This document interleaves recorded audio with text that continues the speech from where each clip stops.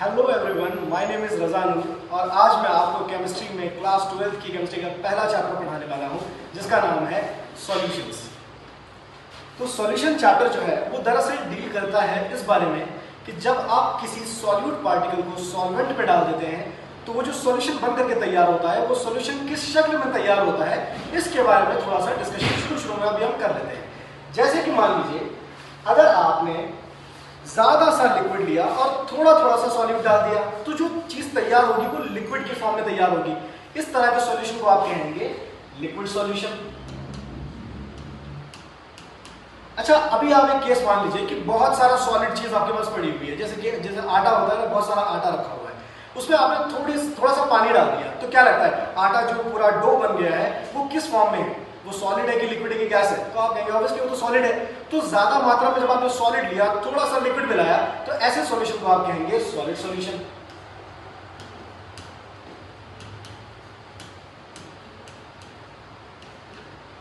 अच्छा, तीसरा और लास्ट सिनेरियो ये देख लेते हैं। जैसे हवा है ना, तो air is a mixture of all the gases. तो एयर कैसा सॉल्यूशन होगा भाई? गैसियस सॉल्यूशन हो गया।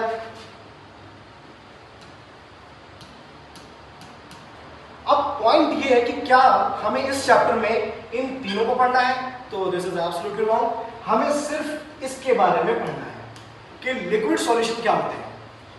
देखिए, लिक्विड सॉल्यूशन वो सॉल्यूशन होते हैं जिसमें मेजर प्रोपोर्शन में आपको लिक्विड को मिलाना होगा।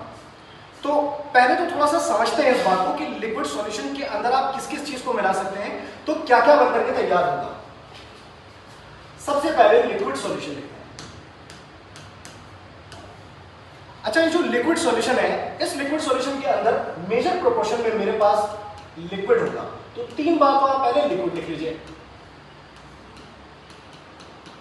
अच्छा, बारी बारी ये काम करिए। सबसे पहले आपके पास लेट से एक गिलास पानी रखा हुआ है, उस ग्लास ऑफ वाटर के अंदर आप थोड़ा सा पानी के अंदर आप क्या करेंगे ना, थोड़ी सी गैस को डिसॉल्व कर दीजिए। जैसे कि अक्सर ऐसा होता है ना कि हम नहाने जाते हैं और जो डोंगा होता है उसको बाल्टी में पलट करके ऐसे करते हैं, फिर निकालते हैं तो देखते हैं डोंगा सूखा हुआ है। ये साइंस का एक्सपेरिमेंट तो सबने ही कर रखा है। इससे क्या पता चला कि आपने उस डोंगे के अंदर मौजूद जितनी भी गैस थी उसको पानी के अंदर डिसॉल्व करने की कोशिश की। तो ये जो सॉल्यूशन बनने की कोशिश हुई है, क्या लगता है आपको, क्या लगता है इस जगह पे मुझे बताइए कि आपको क्या लगता है उसके अंदर जो मौजूदा गैस थी वो पानी में घुली कि नहीं घुली, या सारी गैस जो है वो बबल के फॉर्म में बाहर निकल आई? तो इसका सही जवाब है कि थोड़ी बहुत minute fractions 0.1% of the gas उसमें डिसॉल्व हो चुकी है। अच्छा, ऐसी ही गैसेस को अप्लाई करा जाता है जिसको आप लेटर ऑन इस चैप्टर में डिटेल में पढ़ते हैं। फिलहाल मैं क्या करता हूँ, गैस को थोड़ी सी गैस को मैं इसमें डिसॉल्व कर देता हूँ। अच्छा, एक सिनेरियो ये हो सकता है जैसे पानी है आपके पास, आपने उसमें थोड़ा सा नींबू मिला दिया तो वो भी लिक्विड था, ये भी लिक्विड है, तो दोनों लिक्विड मिल करके लिक्विड सॉल्यूशन बनाएंगे। तो लिक्विड में अगर आप लिक्विड मिला दे तो भी एक तरह का लिक्विड सॉल्यूशन है। अच्छा, एक last but not the least scenario, जैसे आपने चीनी मिला दी उस पानी में, तो आपने जो सॉल्यूट पार्टिकल डाला ना, इस बार सॉलिड पार्टिकल डाला है, तो वो जो सॉलिड पार्टिकल डाला है जिसकी वजह से शरबत बन के तैयार हुआ, आप मुझे बताइए क्या शरबत सॉलिड होता है? नहीं भाई, थोड़ा सा सॉलिड डाला है आपने, इसलिए वो सॉल्यूशन भी कैसा होता है? लिक्विड होता है। अच्छा, यही हमारा पूरा चैप्टर भी है, यही है हमारा पूरा चैप्टर। कैसे? इसी ऑर्डर में आपको पढ़ना है जिस ऑर्डर में मैंने लिखा हुआ है। अगर आप गैसेस सॉल्यूशन बनाते हैं, अगर आप लिक्विड सॉल्यूशन इस तरह से बनाते हैं कि आप उसमें गैसेस को डिसॉल्व कर रहे हैं, तो इस जगह पर आप डील करते हैं हेनरीज लॉ में।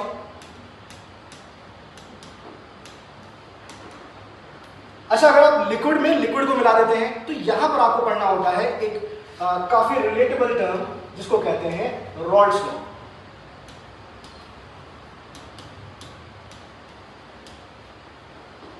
एंड एट लास्ट, इस चैप्टर में सबसे ज्यादा मार्क्स का पूछे जाने वाला ये टॉपिक है। दरअसल अगर आप बोर्ड्स के लिए इसे पढ़ रहे हैं, अगर आपके दिमाग में बोर्ड्स का एग्जाम ही है, तो मैं चाहूंगा कि सबसे पहले आप इसे ही पढ़ लें, क्योंकि यहीं से आता है 3 नंबर और 5 नंबर का सवाल इस चैप्टर में से। ये पूरा चैप्टर ही 8 नंबर का है, तो 5 नंबर का सवाल अगर यहीं से बन रहा है तो आप इस टॉपिक को तो बहुत खास से सुनने वाले हैं। इसको कहते हैं क्वालिटेटिव प्रॉपर्टीज। अगर आपने ये तीनों पढ़ लिया तो ये चैप्टर खत्म हो जाएगा। तो फिलहाल इंट्रोडक्शन के लिए इतना ही। Thank you so much.